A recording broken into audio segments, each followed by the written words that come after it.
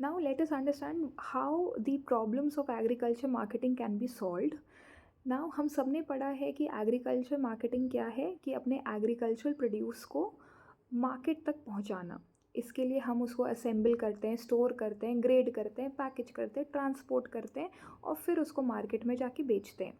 इसको लेके बहुत सारी प्रॉब्लम्स हमें फेस करनी पड़ती है, हमें इन द सेंस फार्मर्स को। जैसे कि there is lack of storage facility, there is lack of market information and there is manipulation by big traders. Now comes the question that what are the measures to solve these problems. तो इसके लिए there are four basic measures to improve agriculture marketing.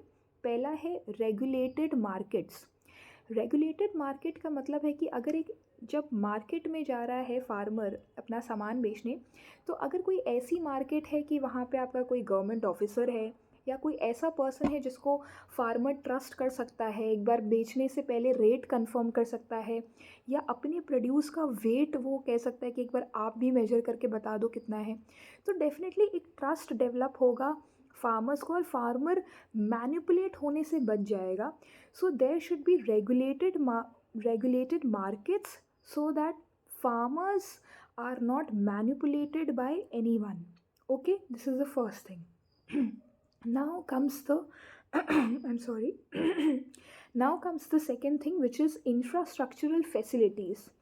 सो हमने discuss किया कि हर farmer के पास storage facility तो हो नहीं सकती, तो अगर ये स्टोरेज फैसिलिटी फार्मर्स को अवेल करा दी जाए, एंड नॉट ओनली स्टोरेज, अगर हम उसे मतलब जैसे कुछ आइटम्स होते हैं जिनको कोल्ड स्टोरेज की ज़रूरत होती है, जैसे कि बहुत सारे फार्मर्स होते हैं जो कि मिल्क का प्रोडक्शन करते हैं और मिल्क सप्लाई करते हैं मार्केट में, तो उनको कोल्ड स्टोरेज की फैसिलिटी चाहिए होती है. तो अगर हम ये इंफ्रास्ट्रक्चरल फैसिलिटीज़ अगर हम फार्मर्स को दे दें, जैसे कि स्टोरेज मतलब warehouse and then cold storage, और बहुत सारे ऐसे फार्मर्स होते हैं जो कि एकदम गांव के इलाके में रहते हैं, उनके गांव से मार्केट तक रोड भी नहीं होती है, तो अगर हम रोड बनवा दें, अगर हम रेलवे का नेटवर्क अच्छा कर दें, तो डेफिनेटली ये सब इंफ्रास्ट्रक्चर बिल्ड करने से फार्मर्स को एक ईज़ रहेगा अपने मार्केट, अपना जो एग्रीकल्चरल प्रोड्यूस है उसको मार्केट में बेचने के लिए.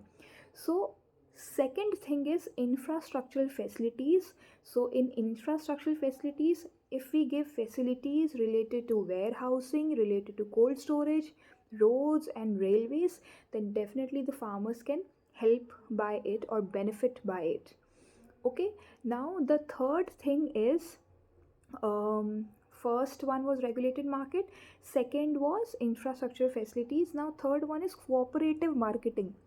अब कोऑपरेटिव मार्केटिंग है क्या, इसको एक बार समझने की ज़रूरत है. ठीक, कोऑपरेटिव वर्ड जब भी आए मतलब कि 10 से ज़्यादा लोगों का एक ग्रुप जो कि एक कॉमन नीड की वजह से आपस में वो लोग ग्रुप बना लेते हैं. फॉर एग्ज़ाम्पल, फार्मर्स का एक ग्रुप है जो कि मतलब उनके घर में गाय है और उनको गाय का दूध बेचना है, जैसे गुजरात में हुआ था. गुजरात का अमूल आपने सुना होगा, वर्ल्ड नॉट वर्ल्ड बट बहुत फेमस हो चुका है. तो Amul was basically a cooperative marketing का एक रिज़ल्ट है. तो उसमें सबने अपने अपने घर से कोई 5 लीटर मिल्क, कोई 7 लीटर मिल्क, कोई 3 लीटर मिल्क ला के वो लोग एक जगह पूल करते थे, मतलब कि कंट्रीब्यूट करते थे. और जब फार्मर्स कोऑपरेटिव बना के मतलब कि ग्रुप बना के अपने अपने जो भी क्वांटिटी है उसको मिलके कंट्रीब्यूट करते, तो उनके पास फिर एक ऑल टुगेदर एक अच्छी खासी क्वांटिटी हो जाती. तो उनके पास जैसे मान लो 25 लीटर या 30 लीटर दूध भी हो गया. Now they have a better bargaining power. अब वो कह सकते भाई 30 लीटर मिल्क हमारे पास है, आप बताओ कितना रेट दोगे. ठीक, ऑन दी अदर हैंड अगर 3 लीटर है, 5 लीटर है, तो वो उस मोमेंट पे वो बार्गेनिंग नहीं कर सकते. So the third measure to improve agriculture marketing is by building these cooperative marketing. अगर cooperative marketing farmers मिल के अपना थोड़ा बहुत सामान अगर पूल करके बेच रहे हैं, तो वो बारगेनिंग एबिलिटी उनमें आ जाती है और उनको स्टोरेज भी वो लोग अरेंज कर लेंगे, क्योंकि अगर थोड़ा थोड़ा पैसा हर फार्मर भी कंट्रीब्यूट कर रहा है तो वो कुछ एक स्टोरेज, एक गोडाउन रेंट पे ले सकते हैं।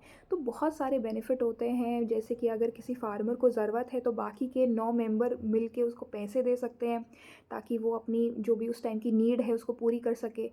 ऑन द अदर हैंड फिर जब दूसरे मेंबर को नीड होगी तो बाकी लोग मिल के पे करेंगे।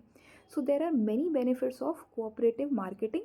So the third measure is cooperative marketing. Again, let us revise. First was regulated market, second was infrastructural facilities, and third is cooperative marketing. Now the fourth one is different policy instruments.